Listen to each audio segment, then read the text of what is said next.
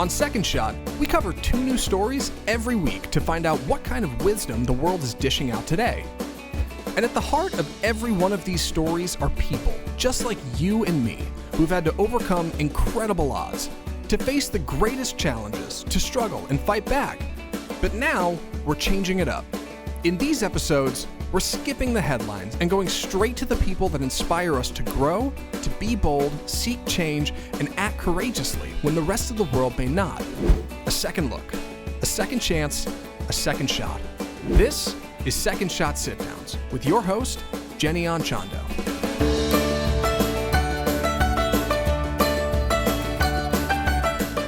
Hey you guys, welcome to Second Shot Sit-Downs. So this is kind of like flip the script on the normal Second Shot. We're not talking about news headlines. We're doing deep dive interviews. The idea being that we are just pouring into you guys. We have scoured all of Texas, all over our area to find people who we think are really inspirational and find people who have taken a second shot, taken a second chance, and really done something with it. This kind of comes out of my own selfish desires to learn more about other people and learn about how they've done what they've done.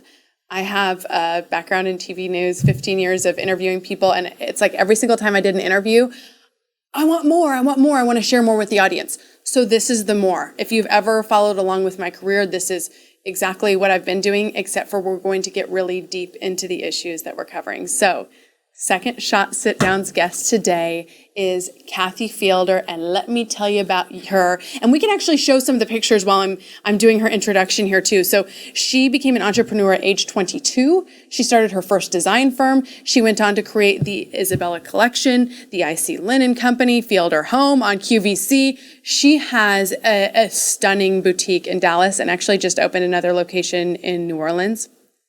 So we talk about her home products, and if you are watching on Facebook or YouTube or the video version, you are seeing them here. They've been on, in Neiman Marcus, One Kings Lane, Rue La La, etc. Oh, and then there's this. She lost 7 figures during the recession in a period of about 8 months. And here we are. She has built this business back up.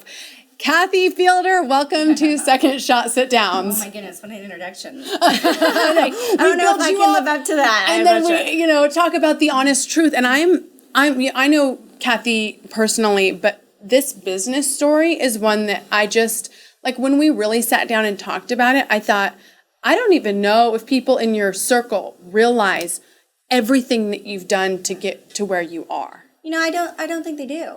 It's not like I'm trying to keep it a secret, but I just work so hard and there's so much to do every day. I feel like that we don't tell the story well enough. We've actually been having that conversation a lot lately because I feel like the story is there to be really inspirational and to really help and to help you take the next step forward if maybe you don't quite know how to take it. Because I've had to do that a lot of times. Yeah. So I mean, I look at, if you're in Dallas, you probably follow Kathy, or even, anywhere, you probably follow Kathy on, you look at your Instagram page and see your family photos and think, gosh, wow, someone just gave this woman a business. Right. Life is so pretty. Right. And what we want to talk about here is your journey, how you got there, how you built the business back after having some really tough times. So let's reverse back to age 22, starting your own company. What made you decide to do that? I don't know. I think back then I was probably a gambler more so than I am now. And I didn't have children and all of these things that kind of make you go, oh gosh, should I do this? Should I really take this leap of faith? And so, I think I was designed to be an entrepreneur. I call myself a serial entrepreneur, for better or for worse, for richer or poorer. And so, I think it's just I took the leap. And that's really what being a business owner is all about. You take the leap, right? And then you kind of, figure out what to do next sometimes, I feel like. Right, that's interesting. I think that so many of us do struggle with that, with just starting. Absolutely. Because we think we have to have it all set out, or we think we have to have this super specific plan. 100%. Did you grow up with a family business? Did you go to business school? Did you have any of those sorts of resources? I was a design and dance major and minor in college. But go ahead, start your line, Kathy. I know, right. And no, I did not grow up in a family of entrepreneurs. I grew up in a very humble family, a very simple family. I think that probably, to be honest with you, I just didn't know how to work for someone else. I'm more of a visionary, and I'm not good at being told what to do. I'm getting better with time, but it is not my best asset. And so it fit, and at the time when I started my first company, I didn't see any other option. I'm very driven. I never knew how to be a kid, really. Okay. I was always kind of just this driven, kind of visionary sort of person. And I don't say woman or man. It's not about woman or man. It's about the person you are and where you want to go. Yeah, I like that. What was the first company? What did it look like? What was the structure? I actually leased space inside of an antique mall and set up a design studio. And I, within 12 months of starting it, I was carrying like a stock dealer for all this different furniture, which is unheard of, and then contracted to do my first show home, so that's how I started. I was doing interior design and doing show homes and building houses from blueprint all the way through. $1 million and up houses, really fine homes, and just kind of creating them and having a vision and working with the client. I'm always very curious to hear from people who have started these businesses about capital. How are you funding this? I know me at 22 could barely pay the rent. Well, by the skin of your teeth. Yeah. And so, I just figured it out, and I had debt, and everyone talks about no debt, no debt, no debt. Well, I got debt, and that's how I made it happen. And so credit cards or this, that, or the other. Since then, they've been paid off and those sorts of things. And then I've had to go through periods where we had to get back in debt, or I had to get back in debt. And so it's one of those things. It takes money to make money. It's an age-old saying that everybody knows, but it's true. It really does take money to make money. And so you've got to be willing to take the gamble and invest in yourself and your company, and also realize what it takes to kind of follow through. Yeah. There's going to be challenges, and there's not always going to be the cash flow you need. When I started Isabella Collection, my manufacturing company, I think I started that in 2005. It was 2005. My daughter was 2, Isabella, hence the name. Love it. We actually, that was by the skin of my teeth. And I wasn't a manufacturer. I'd broken my back. And so I wanted to find something where I was duplicatable. And so I decided, I had a shop and we were making stuff in the back. And I was like, well, why can't I just make this and sell it to retailers? Okay. And that's really how Isabella Collection was born. And I had no magic formula. I had no way to figure, I didn't know how to necessarily. There was no system No, we had to make them all. Tool. And I've always said, entrepreneurship is not for everyone. It probably would have been a heck of a lot easier to just go to work for a designer and go that route and then maybe branch off on my own, but I never did. I just decided that I wanted to make this formula for myself and figure out the way to do it. And I think that's something that's really important to remember, is that if you're going to go down this road, then what you really want to do is understand that it's going to change constantly on you. Yeah. And you have to be ready for that change. And you have to have a vision of where you want to go in order to get there. Yes. So you had that vision. You knew 100%. You knew what you wanted to do and weren't afraid to kind of start without a pattern or a plan. She's like sewing with no pattern. She's starting an interview with no questions. My life should be the title, Sewing Without a Pattern. It totally is your life. It totally is. So let's talk about, I mentioned on that intro, the 7-figure loss. And the reason why I point that out is because most sane people, Kathy, they say that's it. You're right. I'm done. I'm not going to do this again. I'm going to go work for somebody. You're right. Or something. How did that happen? I mean, during the recession, so many people can relate to having really awful, heartbreaking things happen during that time. And I think I don't know how to quit. Yeah. And maybe there actually is some merit to knowing when to quit. In this case, I'm glad I didn't. I think I've learned extraordinary things through that experience and the things that came out of them. I actually sat down with my husband, and we don't do business together at all. His industry was kind of buffered during that, and I said, you know what? I think I can make it through this. I think I can be one of the last men standing. I think that I can actually really pull out of this, but it's going to take an enormous effort. And I said, I can't guarantee it. And I said, if you have faith in me and you believe that I can do this and you have faith in what I'm doing, then, I'd like to borrow some money. So I actually borrowed some money from my family, a college education's worth. for a couple of kids. At the time, we just had Isabella. Yeah, you had 2 kids. No, just you one. just had one. Okay. Isabella. And, I just went to work. And I came up with formulas that I never, ever could have conceived of before, like doing business with Tuesday Morning and doing 3 figures the following year in 2010, right? And I never would have been able to figure that out as an American manufacturer while I was running on this 2008 economy, right? Okay. And so I think it's one of those things where I just really said, I need to prove that I can do this. And within 2.5 years, I paid everything back to our family, and, we just kept moving forward from there. Wow. So what ultimately, I mean, obviously there was the recession, but what other things happened during that time? I mean, what kind of lessons did you learn during that time? What was it that led to that big loss? Well, I think when I started Isabella Collection, which was in 2005, I did 7 figures worth of business of revenue within 18 months of founding my manufacturing company. So it was hair on fire. I probably had 15, 20 employees, 30 maybe. We were sewing, we were cutting, we were shipping.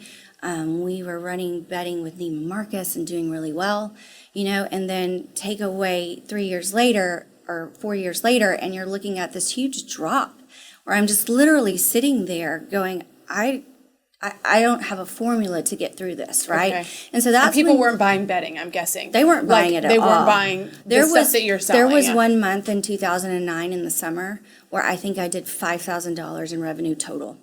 And you had employees still. I had employees. We had to take care of them. We had to cut. I had to figure out. They depended on me, and so the stress level that created was extraordinary. I actually lost a child during that time. I was so pregnant. sorry, Kathy. Thank you. Yeah, no.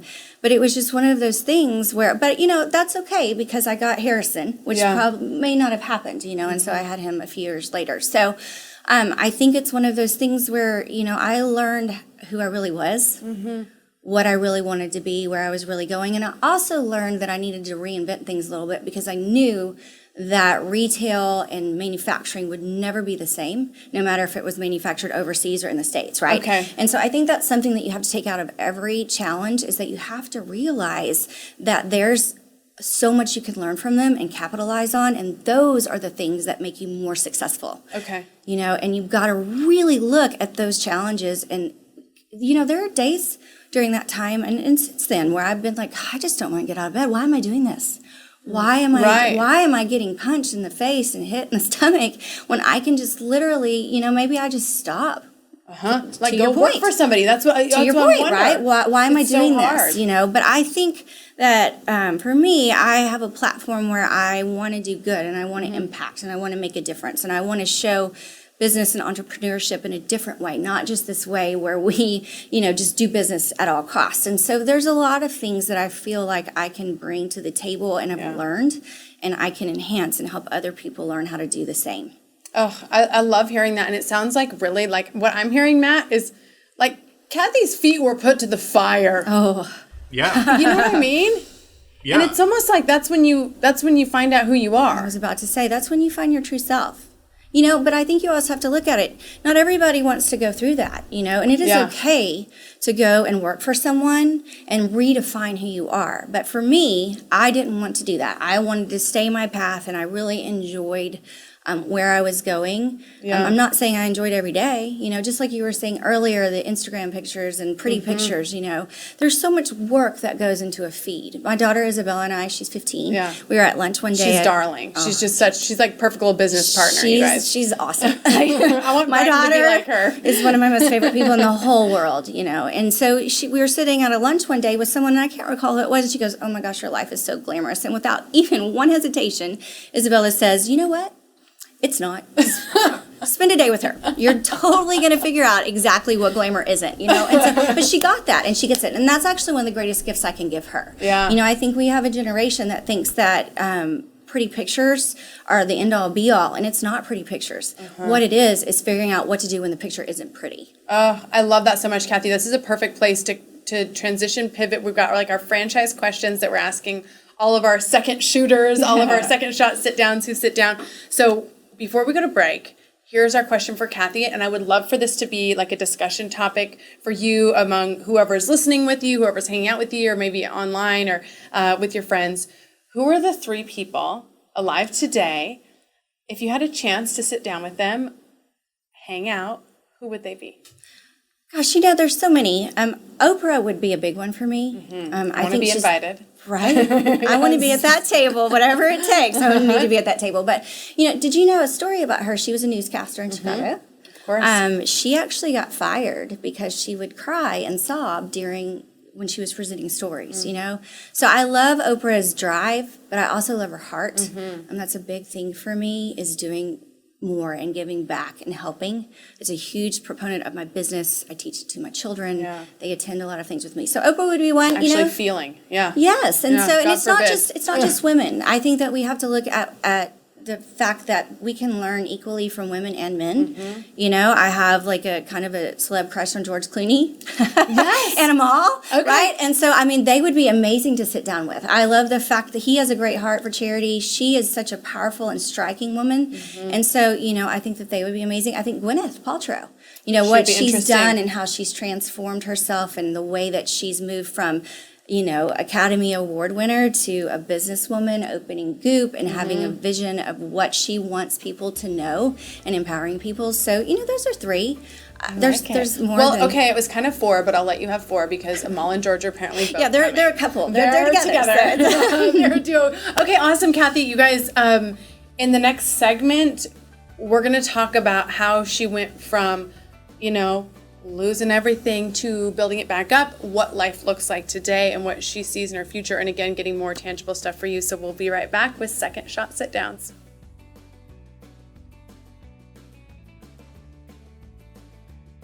Really quick break to tell you guys about, and we have been so pumped about this, our new sponsor of the Second Shot podcast. It is myllc.com. So Heath actually introduced me to this company a long time ago because he's been using them for everything. Every time he puts together a new business, he goes there, gets the LLC set up. They send back a little portfolio with everything done.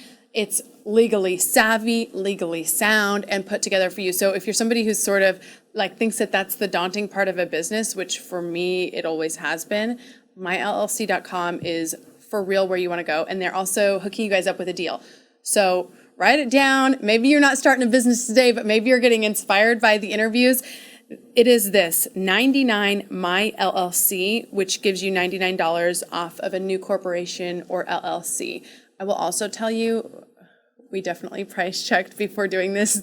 It is for sure the most affordable option. Heath and I have been using them for years and years. We just adore this company. So myllc.com. And again, the code for $99 off is 99myllc.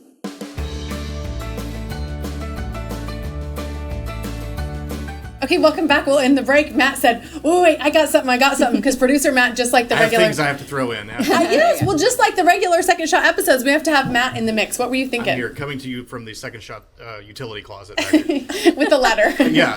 No, Kathy, I'm really curious. When you said that things were looking bad, but you had a belief that you could come through it. I'm just wondering if internally, maybe you didn't say this to anybody, but internally, did you say, okay, if it gets this low, I'm gonna have to look for something else? And how close did you get to that point of having to say, I've got to cut bait and I've got to go on to something different? Good question. You know, that is a great question. It really is. And I think it's one of those things where I have had many times within my career, and even lately, I've been going through a huge challenge, a huge one. You know, all the while acquiring my new New Orleans store and property, right? So, there have been times when I've thought, I just can't do this anymore. And I have no clue why I decided to keep moving forward.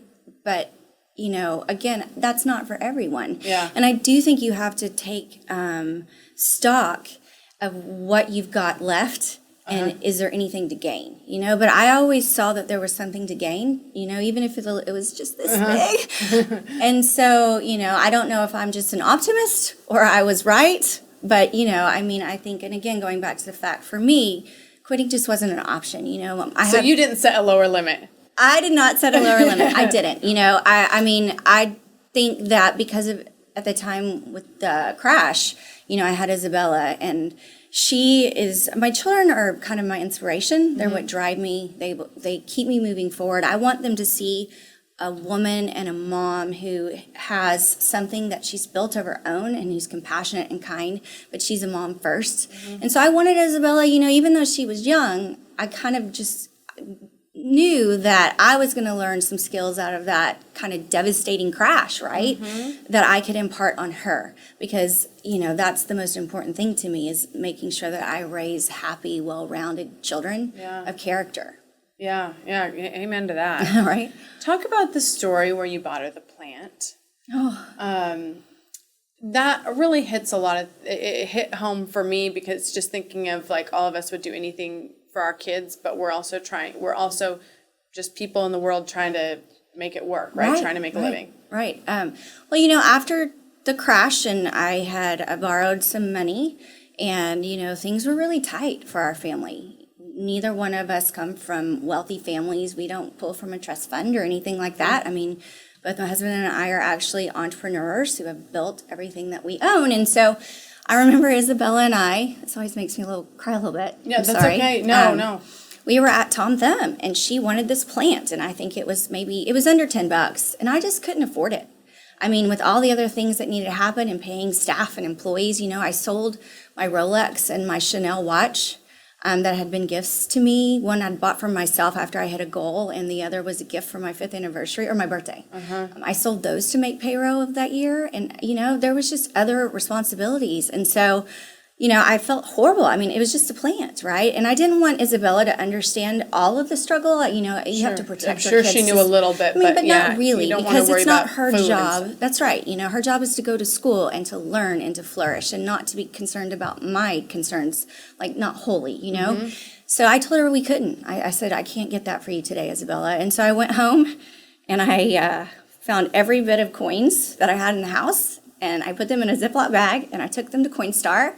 And I went back and I bought her that plant. I know. And you guys, we recently talked about this at a forum, and she was there and heard that story. And I think it's just, there's something about it that's so poignant, thinking about, this mom who's had so much, who's built so much, who's worked her whole career to have what she doing had. $1 million in revenue over, right? And then to be getting the coins for the plant. Yeah, because I think that at the end of the day, you have to look at what's really important. And like I said, to me, my children are the most important. And so I wanted her to know that, and I wanted to save the story for later. I mean, she heard that story at 15 or 14, and so I think it's one of those things where she's going to realize, after having been with me, because I take my kids to work and they see what I'm working on, and they work with me. And, they've delivered orders to Neiman Marcus the night before Christmas, or the day before Christmas, whenever my driver didn't show up, and I've got a kid in a car seat and a daughter in the front seat and boxes in the back, and I'm knocking on the dock at Neiman Marcus trying to deliver bedding, Here's right? my stuff, And so I think it's a compilation of things to where your kids see, hey, it's not all shiny and pretty. And it needs to be one of those things where you decide you're going to go, you're going to move forward, and you're going to face challenges, but then you just figure out solutions, Let's talk about those solutions. Okay, so when you decided, I'm going to do the loan, I'm going to build this back up, was there a certain deal or a certain get or a certain partnership that helped to get you there, or a way that you changed business? Well, and so like I said, I started doing business with Tuesday Morning, which I had never, been able to kind of figure out that formula prior to. I also decided, I talked to a marketing company, and they said, where's Kathy Fielder's story in all this? At the time, I was just Isabella Collection by Kathy Fielder, not just, but. Yeah. And they said, you have kind of an extraordinary story. You should start telling Kathy Fielder's story. That's a collection underneath Kathy Fielder. So you worked to build your brand. And so I worked to build the Kathy Fielder brand, and now, we're opening up boutiques, and they're more fashion-oriented, and I still own the manufacturing company. And so, it was one of those things where it taught me that where I was sitting at the time of that crash couldn't be where I would want to be in 5 years. There's no way, right? And so I had to figure out the formula, and it's changed several times since then. And, that's the thing, since social media has kind of become the forefront of our culture, business is done completely different now than it was whenever I started Isabella Collection in '05. And so, you know, I now have to be an influencer on social media in order to be effective. Yeah. And infectious. And infectious, there you go. Yeah. And so, you know, it's that you have to really pay attention, and trends change. You used to do a 5-year business plan. Now I think you do maybe a 6 to 12 month business plan in order to know where you want to go, and you're continuously changing that plan and, you know, cultivating it and moving it, and you got to move with the flow, right? Yeah, well, what I'm hearing is you don't get to stop learning.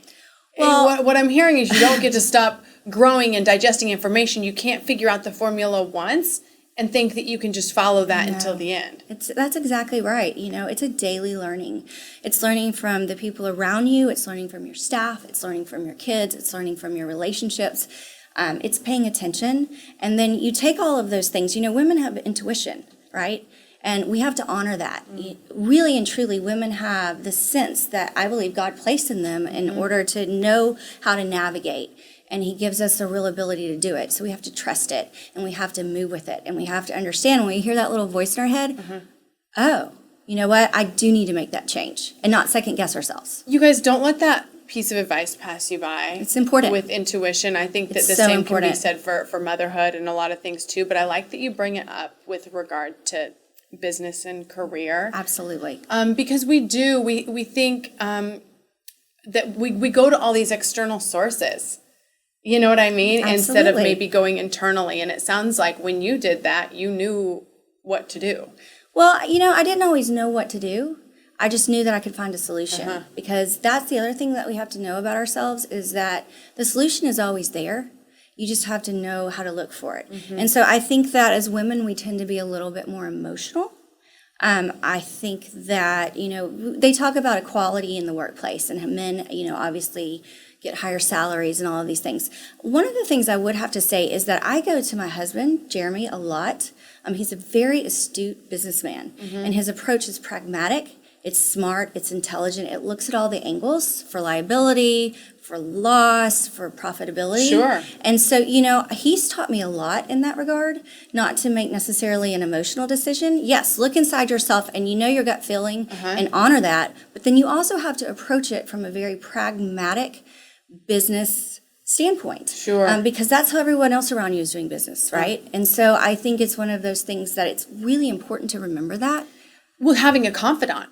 Right, having a mentor, having someone to bounce ideas off of. Absolutely. It could be a husband, Different, a partner, a business colleague, and different a mentor. from your personality, I feel like, Yes. because you get that kind of different perspective that you might not really be able to cultivate, and it just kind of gives you that different idea that maybe you might not have thought of before. And so, yes, mentors are important; they're super important.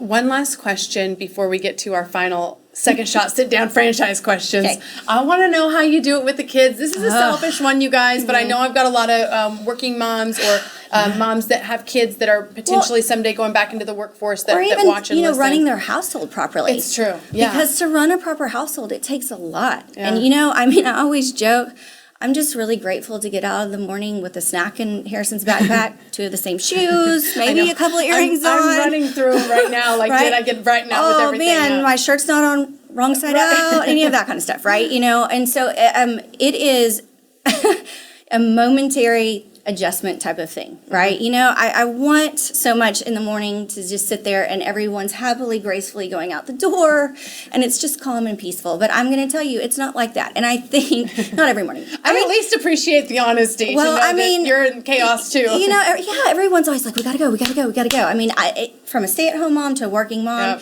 to an entrepreneurial mom, all moms feel like they're kind of bossing their kids all the time, like drill sergeants, right? And so I think it's important to remember that as moms, we're really hard on ourselves. I know I'm super hard on myself. On my blog one time I did a blog about stop the mom guilt, because we like beat ourselves up. But in general, I think that most moms I know, majority of moms I know, are working so hard to create happy, well-adjusted children, and we're all doing a really good job. And so, with being a mom and working mom and just making sure that everybody is out the door, happy, doing well, I think it's just you have to cut yourself some slack. Yeah. And I'm probably the least good at that. I'm harder on myself. Take your own advice. Right. I'm harder on myself than anybody I know, 100%. Yeah, we all are. Right, and so I think it's remembering that It's okay if you raise your voice. You know, that's one thing I always tell my kids when I mess up. Guess what? You're off the hook. You don't have to be perfect either. Yeah. Mommy's not perfect, and you don't have to be perfect, but we're in this together, and I'm here for you. And let's just be happy and have a good time. Enjoy the moment a little bit more, right? And they feel the love. They feel the love. I know they feel the love from that. 100%. Okay, here we are. We got these final couple questions. And again, I'm hoping these will be, for the people who are listening or watching, kind of conversation topics within the family, within, the whole Second Shot crew. So here's one for everybody to think about. Given the chance to choose, would you prefer that life be fair or unfair? Kathy Fielder. 100% unfair. And this is actually something I tell my children all the time. Life isn't fair. And when life is unfair, that's basically challenges. And challenges are what make you better. They make you greater. They give you a better vision. They help you move forward. They make you stronger. There's so many things that challenges allow for you. They're actually a blessing. I think if you really look at them the right way, like I kind of alluded to, I've gone through some major challenges over the past 6 months with my business, and amazing things are happening out of that. It would have been so much easier to quit and just say, you know what, I'm done. At this point, I don't need to work. I don't have to work. I want to work. Right. I want to be engaged in doing what I'm doing. And so I think it's remembering that, that life isn't fair. The second that we realize that life isn't fair, it becomes a lot easier. For sure. Right? Yes. And then, fair makes us a little complacent. Fair means that it's kind of boring. What was the movie where, if we all were the same, life would be pretty boring. Yeah. And so that's kind of one of those things where we understand where we're not all the same, and there are going to be challenges because of that, and we just need to move forward and become better out of those. I love it. Okay, we're accepting it, everybody. Life's not fair. Kathy picked it. That's the way it is. Okay, last thing is this. I'm giving you a book deal, and I'm going to give that book to every single person who needs a second shot. Every single person out there who needs some hope. The catch is the book is one line. What's the line in your book? What is the one message you're getting out there to people who need a second shot? Keep putting one foot in front of the other with your goal in mind, and you will get there and you will be successful. That's it. That's it. I love it. It's an age-old, the principles of success are age-old. Right. They don't change. Yeah. They get maybe still work. shinier with the package or whatever, but they are the same. You keep going. You don't stop. You work with integrity. You work with vision. And you think things through. You're kind, and you will be successful. Kathy, thank you. Thank you. This is amazing. This is just such a gift to our audience to be able to hear from Kathy. You guys, the fact that we were able to just get this sit down to kind of soak up all the information, I think is really a blessing. So give everybody the website, the blog, the Instagram, all of your sites, all your information so they can follow along with your journey. Well, we have 2 boutiques, one in Dallas and one on Magazine Street in New Orleans. Woohoo! The new one! And then you can find me at kathyfielder.com. You can shop at kathyfielderboutique.com and Instagram at kathyfielder and at KF Design Lifestyle. Did you get it all, you guys? Look at that. If you're watching on YouTube or on Facebook, look at that pretty site. Aww. This is where I go for inspo, style, home decor, the whole thing. Kathy, thank you so much. This was a blessing for us. Such an amazing time. I appreciate you. Thank you. All right, Liv. Okay, you guys. So if you want to subscribe, follow along, we've got the Secret Second Shot Facebook group. My husband will be back in the next episode to shame you for not leaving a review. So if you hadn't left a review and we know you're listening, well, hop on there on iTunes, leave a review, shout us out, send us a message. If you have a guest suggestion, a topic suggestion, or a question of the week, you can send it to secondshotcast@gmail.com and follow along with us on @secondshotpodcast on Instagram. I hope you guys enjoyed it. We'll see you next time.